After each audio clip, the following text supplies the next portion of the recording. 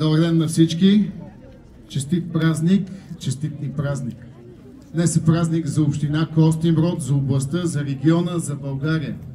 Към 150-те паметника, които има на апостола в страната ни, те са бюстове, паметни плочи в цял ръст, и 50-те, които ги има във всички части на света, се прибавя и този, нашият, на община Костинброд. Уважаеми наши духовни водачи, винаги започвам с вас, винаги с вас започваме богоугодните общочовешки начинания, винаги с вас ги освещаваме тогава, когато те трябва да служат полза родом и на общността ни. Духовните ни водачи, които винаги са с нас, защото ние не трябва да забравяме, че преди да отвоюваме своята независимост, сме били постигнали вече църковна, духовна независимост. Били сме се приборили за нея. И дяконът, както се обръщаме към апостола на свободата, е оставил настрани расото си, но с обичта си към Бога и обичта към хората, той е започнал да се бори за свободата на нашата родина. И в тези дни, като днешният, аз виждам колко е важно да има два фактора, които вървят заедно, без да ги степенуваме. А именно тогава, когато сме заедно, съединени и единни и с помощта на Бога.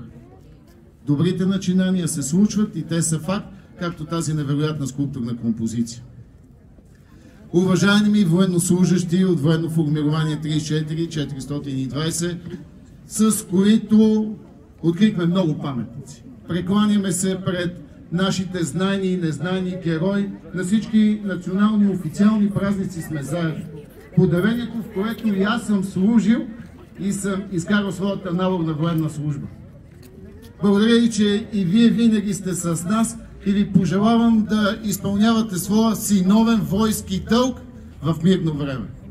Но винаги да бъдем заедно, така както днес сме събрали нашите духовни водачи, военни, политици, граждани. Събрали сме се заедно. Уважаема госпожа областен управител, уважаеми заместник областни управители, скъпи приятели, депутати в 51-то Народно събрание.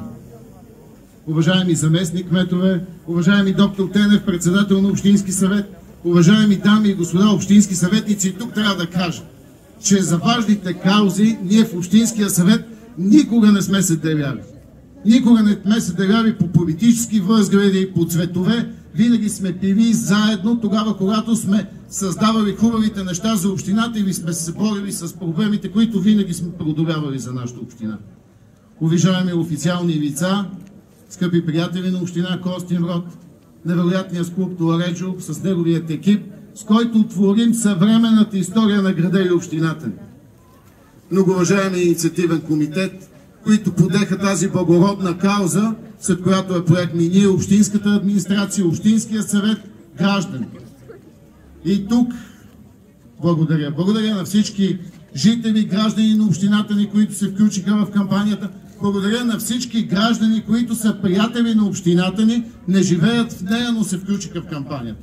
Благодаря на невероятните фирми, които са на наша територия, едни невероятни индустриалци. Следващото поколение след доктор Никола Чилов, който е изградил града ни.